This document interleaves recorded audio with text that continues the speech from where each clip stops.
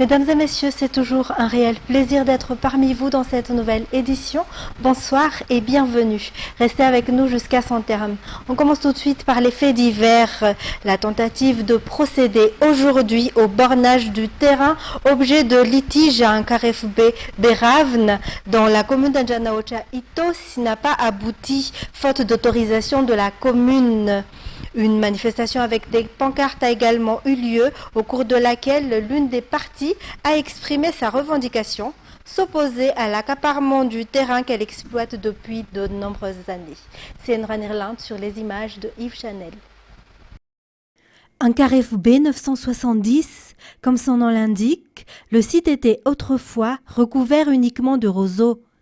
10 familles vivaient et ont aménagé ces terres à travers l'agriculture, notamment la culture de produits vivriers, ainsi qu'à travers différents types d'élevage. Le site s'est développé et les conditions de vie se sont améliorées, mais un conflit a éclaté à partir de 2006. Face à cette situation, des démarches administratives ont déjà été entreprises, mais elles n'ont pas abouti. Ses habitants avaient également porté plainte contre la personne qui se déclare propriétaire du terrain devant la justice pour avoir endommagé les bananiers qui y poussaient en 2023. Cela n'a toutefois pas empêché les démarches engagées par l'autre partie. Aujourd'hui, ces habitants vivent dans l'inquiétude jour et nuit. Ces habitants espèrent toujours pouvoir entamer un dialogue direct avec cette personne qui se déclare propriétaire du terrain. Ils rappellent avoir consacré de nombreuses années à la mise en valeur et à l'exploitation de ces terres, comme ils l'ont fait savoir lors de la manifestation organisée pour s'opposer au bornage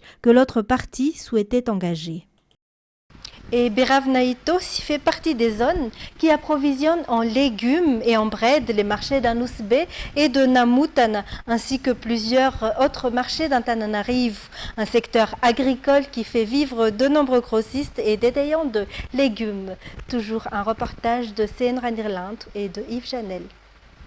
Louv est à la fois éleveur et agriculteur.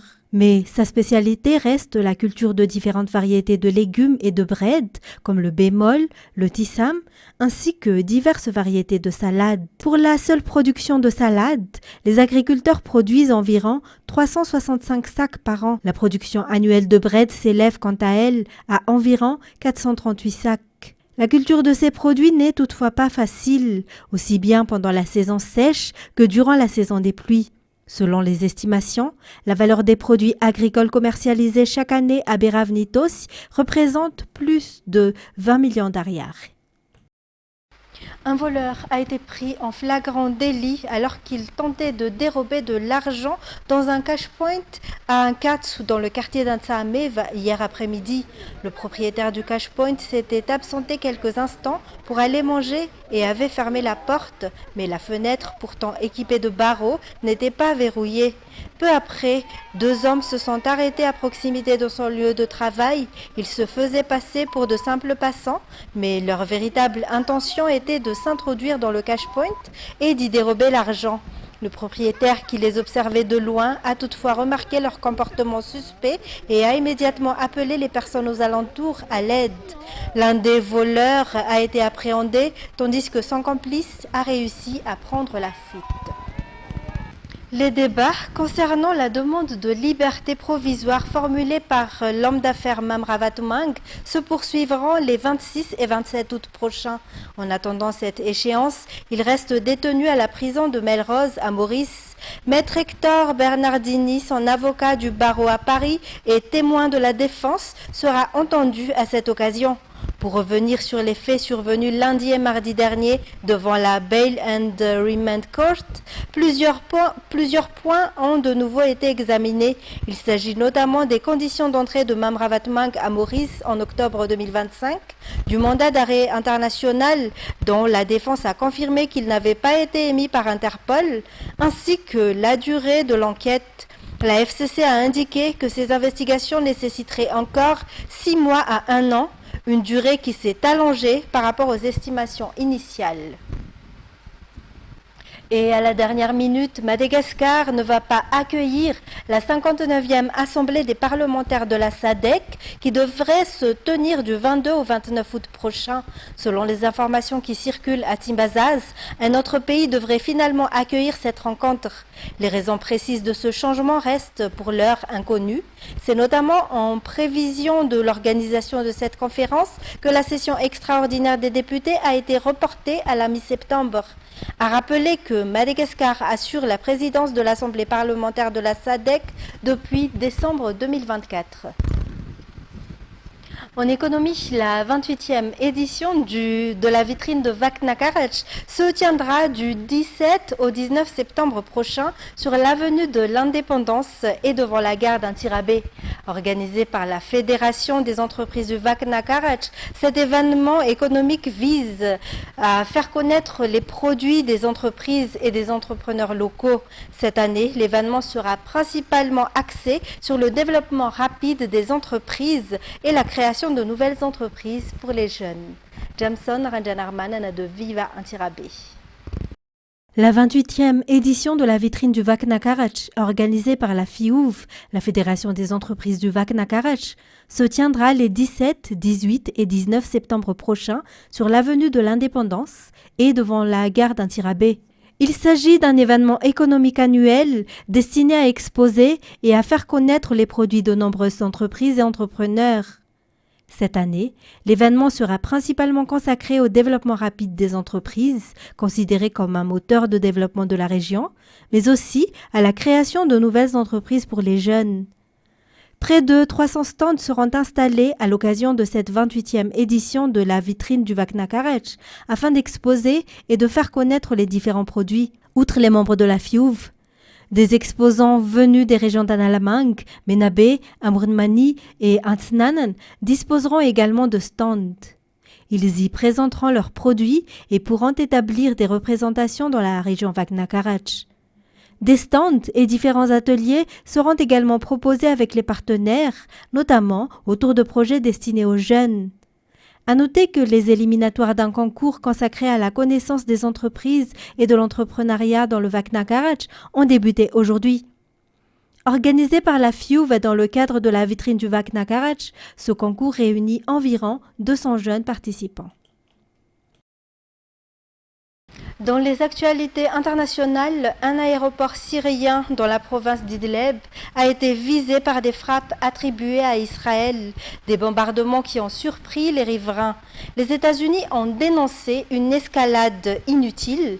Israël a accusé la Turquie de représenter une menace en se préparant à envoyer des troupes sur une base en Syrie. France 24. Des entrepôts et des pistes endommagées à Abu Dour. Dans la nuit de lundi à mardi, cet aéroport militaire syrien a subi 8 frappes israéliennes, des bombardements qui ont surpris les riverains. Nous avons entendu des avions et nous avons ressenti des frappes. Nous ne savions pas où elles avaient eu lieu. Puis nous avons entendu qu'elles avaient atteint l'aéroport. Mes enfants dormaient, mais j'étais éveillé. Ma famille a eu peur et tous mes voisins se sont réveillés. L'attaque n'a pas fait de victimes sur cette base située dans la province d'Idlib, à proximité de la frontière avec la Turquie. Selon l'Observatoire syrien des droits de l'homme, une délégation militaire turque avait justement visité l'aéroport quelques jours auparavant dans le cadre de sa reconstruction. Le site, hors service depuis 2012, a été lourdement endommagé pendant la guerre civile et est actuellement aux mains du gouvernement de Damas. Ce dernier a condamné une agression injustifiée de la part d'Israël, tandis que l'envoyé spécial de Donald Trump en Syrie a formulé une rare critique contre l'État hébreu. Nous sommes profondément préoccupés car ces frappes israéliennes confirmées constituent une escalade inutile qui ne contribue pas à la stabilité régionale. Le gouvernement syrien n'a pas adopté de posture prédatrice ni maintenu de forces de type proxy. Depuis la chute de Bachar al-Assad en décembre 2024, Israël a lancé des centaines de frappes contre la Syrie et étendu son contrôle sur le plateau du Golan. Des opérations dénoncées sans effet par le nouvel homme fort de Damas, Ahmed al-Shara.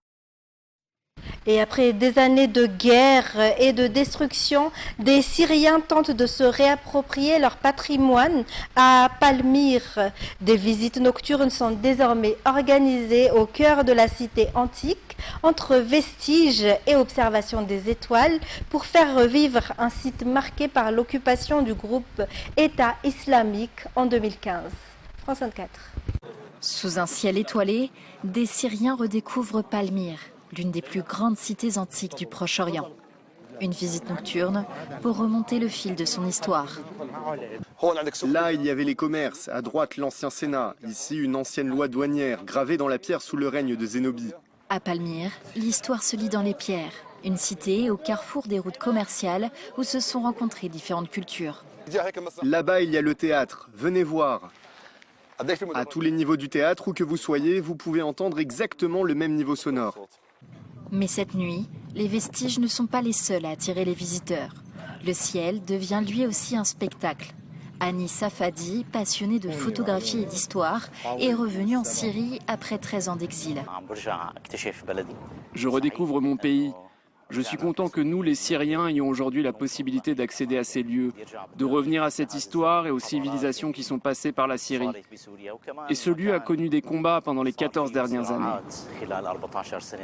Sous la surveillance des forces de sécurité, la vie touristique reprend peu à peu à Palmyre après des années de guerre et d'isolement. Cette nuit est particulière parce qu'il n'y a pas de lune.